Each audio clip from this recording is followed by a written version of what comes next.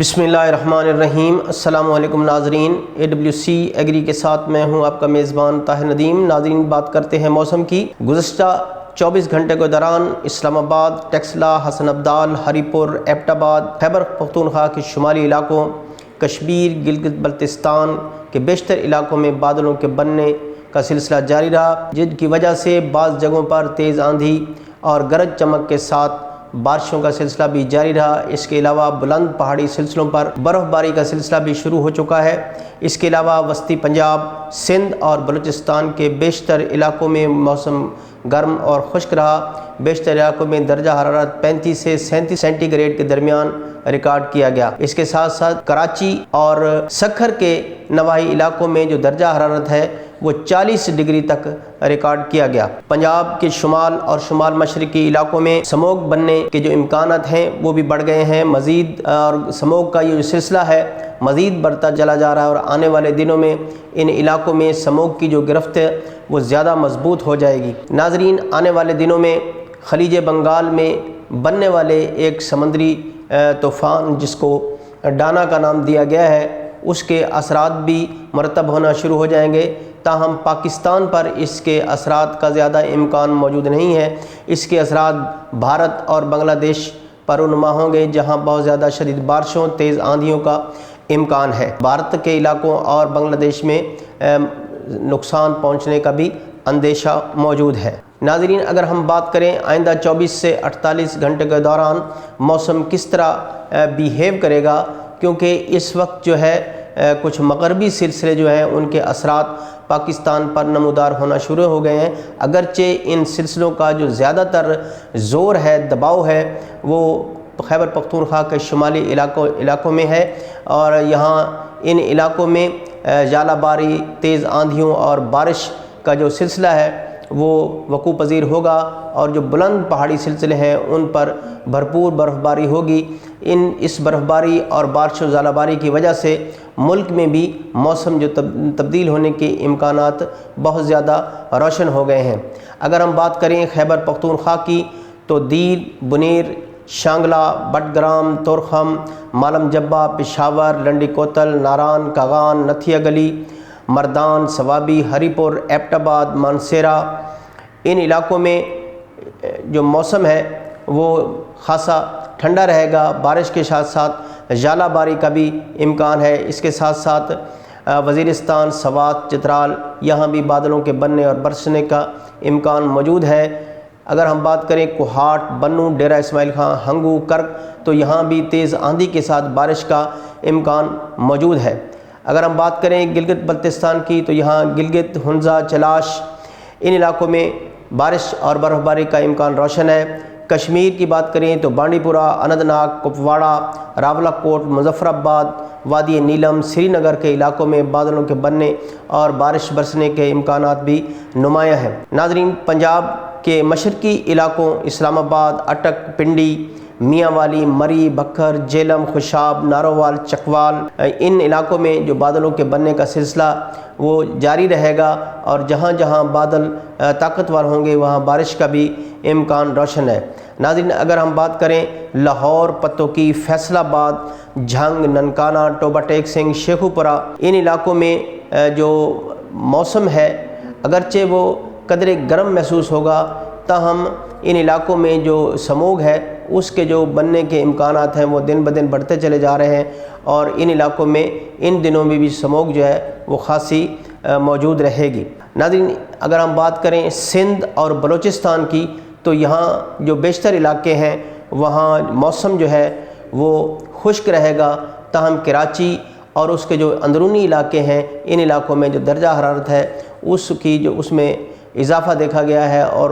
توقع ظاہر کی جا رہی ہے کہ یہ جو درجہ حرارت ہے یہ 38 سے 40 ڈگری تک رہے گا۔ اگر ہم بات کریں بلوچستان کی تو یہاں بیشتر علاقوں میں موسم خوش رہے گا، تاہم خاران، بارکھان، خوزدار، کولو، ڈیرہ بگٹی، زیارت، زوب، ان علاقوں میں بادلوں کے بننے کا سلسلہ جاری رہے گا، اور کہیں کہیں بارش بھی ممکن ہو سکتی ہے۔ ناظرین، یہ تو تھی موسم کی صورتحال جو آئندہ چند دنوں میں ہونے جا رہی ہے۔ ناظرین، یہ جو موسم ہے یہ اگرچہ 31 اکتوبر تک یہ موسم ملک بھر میں بدل جائے گا، تو اور اس کے ساتھ ساتھ جو میدانی علاقے ہیں پنجاب، بلوچستان، ان علاقوں میں جو ربی کی فصلوں کا سلسلہ، کاشت کا سلسلہ ہے وہ شروع ہو جائے گا۔ خاص کر پنجاب کی اگر ہم بات کریں تو یہاں پر گندم، چنا، مکئی، جو، آلو، سورج مکھی، السی، سونف، برسین، لوسرن، مٹر، اسٹرابیری، پیاز، لہسن، رایا، سرسوں، کنولا،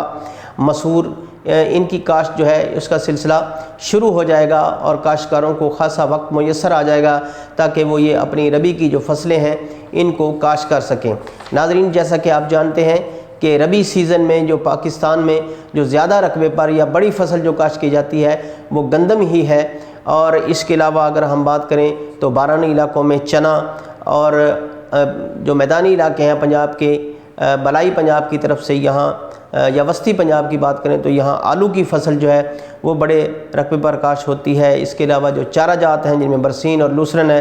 یہ بھی کاشت ہوتا ہے۔ اس کے بعد رایا، سرسوں، کنولا یہ بھی وسیع رقبے پر کاشت ہوتا ہے۔ مکی اور سورج مکھی یہ بھی تیلدار اجناس میں جو کہ ان کا شمار ہوتا ہے، لہذا کاشتکاروں میں ان کی کاشت کا بھی رجحان جو ہے وہ تقویت پکڑ رہا ہے۔ ناظرین، ہم یہاں بات کرتے چلیں کہ اس وقت 20 سے زائد ایسی فصلیں ہیں جن کے کاشت کا وقت جو ہے وہ شروع ہو چکا ہے، تو کاشتکاروں کو چاہیے کہ وہ جو میجر یا مرکزی فصلیں ہیں ان کی کاشت کے ساتھ ساتھ ایسی فصلیں بھی کاشت کریں جن کی کاشت کا رجحان بہت کم ہے۔ ناظرین، اس وقت ہمارا جو کاشتکار ہے وہ گندم کے ریٹ کی وجہ سے خاصا دل برداشتہ ہے، اگرچہ حکومتی جو کوریڈور ہیں ان میں یہ بات سنوائی دے رہی ہے کہ حکومت اس بات کی کوشش کر رہی ہے، سوچ رہی ہے کہ گندم کی جو امدادی قیمت ہے اس کا اعلان کیا جائے اور اس کا جو قیمت ہے وہ اس کو 3000 تک لایا جائے، تاہم جب تک یہ اس پر عمل درآمد ہو نہیں جاتا اس کے بارے میں کچھ نہیں کہا جا سکتا کہ امدادی قیمت کیا مقرر کی جائے گی حکومت کی طرف سے۔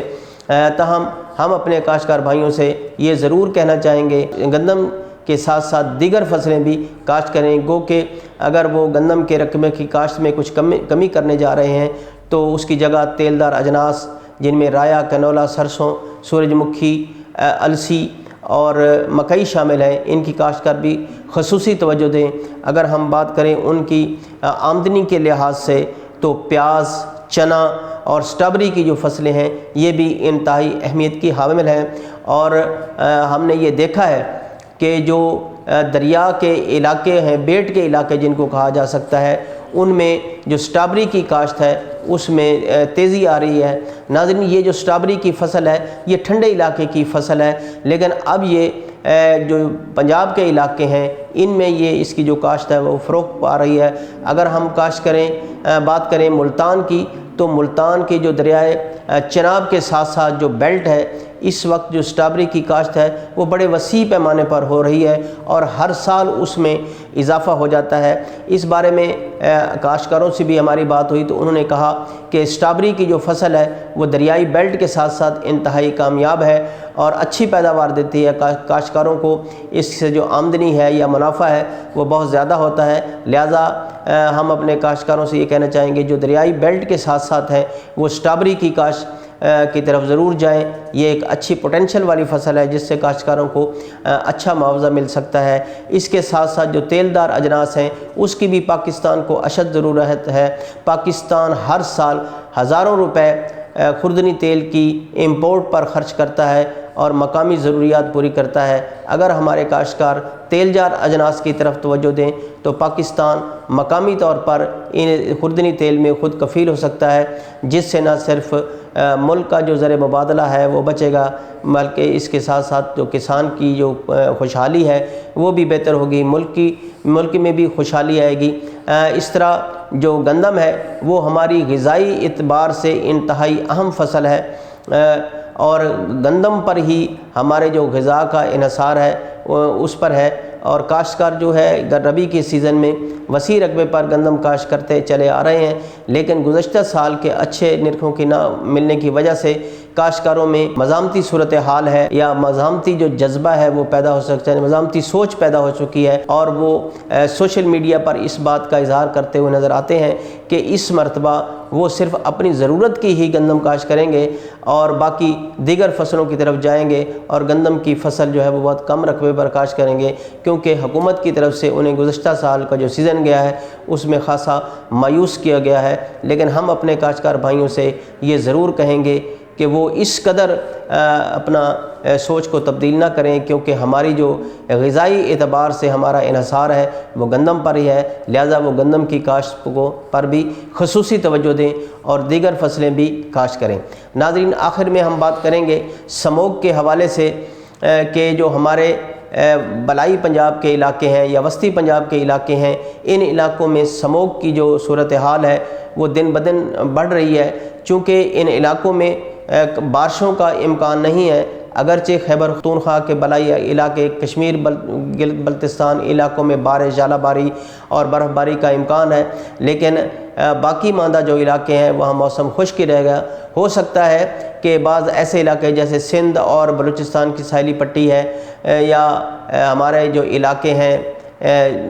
بھاول چولستان کے ساتھ ساتھ یہاں کئی بادل بننے سے ہلکی پھلکی بارش کا امکان موجود ہے، تاہم ان علاقوں میں بارش کا امکان موجود نہیں ہے، اور درجہ حرارت کے بڑھنے کی وجہ سے سموگ کی جو کیفیت ہے وہ زیادہ شدید ہو جائے گی، جس کی وجہ سے صحت کے مسائل بھی جنم لے سکتے ہیں اور ٹریفک کے مسائل بھی پیدا ہو سکتے ہیں، لوگوں کو آنے جانے کا جو ہے وہ مسائل کھڑے ہو جائیں گے۔ ناظرین، سموگ کی شدت کی وجہ سے ٹریفک حادثات میں اضافہ ہو جاتا ہے، جس کی وجہ سے جانی و مالی نقصان ہوتا ہے۔ اس کے علاوہ جو سفر کی رفتار ہے وہ بہت زیادہ کم ہو جاتی ہے، جس کی وجہ سے جو سفری اخراجات ہیں، ٹرانسپورٹ کے اخراجات ہیں، وہ ڈیزل کے اخراجات کی وجہ سے زیادہ خرچ ہونے کی وجہ سے بڑھ جاتے ہیں۔ تو اس قسم کے بہت سارے مسائل بڑھ جاتے ہیں، اور یہ سب کچھ جو ہے یہ ماحولیاتی آلودگی اور موسمیاتی تبدیلیوں کا نتیجہ ہے۔ ان کا مقابلہ کرنے کے لیے بھی حکومتی سطح پر ایک جامع اور ٹھوس پالیسی کی ضرورت ہے، جس کے عمل درآمد سے ان چیزوں پر قابو پایا جا سکتا ہے۔ تاہم زراعت سے وابستہ لوگ بھی اس سلسلے میں اہم کردار ادا کر سکتے ہیں کہ وہ جو زرعی باقیات ہیں ان کی کوشش کریں کہ زیادہ سے زیادہ ان کو زمین میں ہی روٹاویٹ کر دیں، مکس کر دیں، تاکہ اس سے نہ صرف ان کی جو زمین کی زرخیزی ہے وہ بہتر ہوگی، نامیاتی مادہ زمینوں میں بہتر ہوگا، اس کے علاوہ کھادوں کا جو استعمال ہے وہ کم ہو جائے گا۔ تو اس صورتحال سے بھی نجات مل سکے گی کہ سموگ جیسی کیفیت پیدا نہ ہو۔ ناظرین، ایک تو سموگ کی صورتحال ہے، دوسرا درجہ حرارت بڑھنے کی وجہ سے بھی ہماری جو زراعت ہے وہ متاثر ہو رہی ہے، فصلوں پر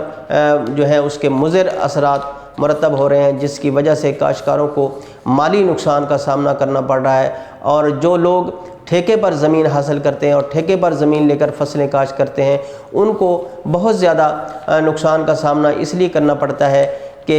فصلوں کی جو پیداوار ہے وہ نہ ہونے کے برابر رہ جاتی ہے، اور ان کے جو فصلوں کے اخراجات ہیں، پیداواری لاگت ہے وہ بہت زیادہ ہونے کی وجہ سے اخراجات بڑھ جاتے ہیں، اور اس قسم کے جو مسائل سے، نقصان سے ان کو بہت ہی مالی نقصان کا سامنا کرنا پڑتا ہے۔ اس کے اثرات ہمیں رواں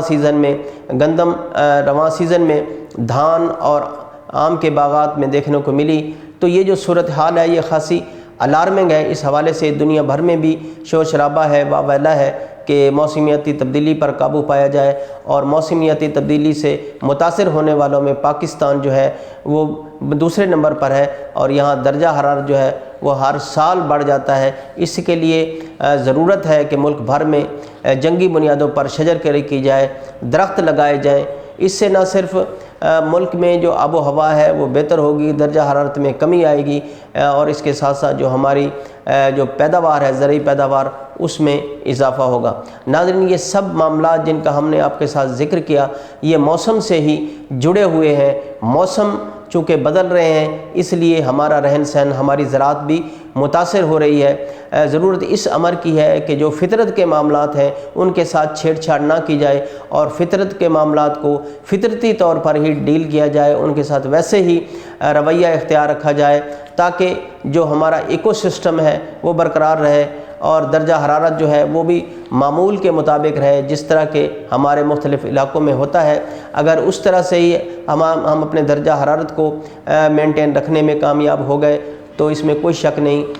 کہ ہم اپنی زرعی پیداوار میں بھی اضافہ کر سکیں گے اور اپنے لیے پیدا ہونے والے مسائل کا جو راستہ ہے روک سکیں گے۔ لیکن اگر ہم نے جس طرح کہ ہم اپنی زمینوں کو کالونیوں کو نظر کر رہے ہیں، اربنائزیشن کی وجہ سے درختوں کو کاٹ رہے ہیں، اپنے آرچرڈ کو تباہ و برباد کر رہے ہیں، چاہے وہ پھلوں کے باغات ہوں، ان سب کو ہم کاٹ کر ان کو کالونیوں کی نظر کر رہے ہیں، یہ وہ عوامل ہیں جو ہمارے ایکو سسٹم کو تباہ کر رہے ہیں، ہمارے ماحولیات کی تباہی کا باعث بن رہے ہیں۔ تو ضرورت اس امر کی ہے ان تمام چیزوں سے عہدہ برا ہوا جائے تاکہ ہم اپنے لائف سٹائل کو قدرتی جو طریقے ہیں ان سے ہم آہنگ کریں، اپنی زراعت کو بچائیں، اپنی ملک کی خوشحالی کو بچائیں اور ملک کو ترقی کی راہ پر گامزن کریں۔ تو ناظرین، آج تک کے لیے اتنا ہی۔ آئندہ سیگمنٹ تک اپنے میزبان طاہر ندیم کو دیجیے اجازت۔ اللہ نگہبان۔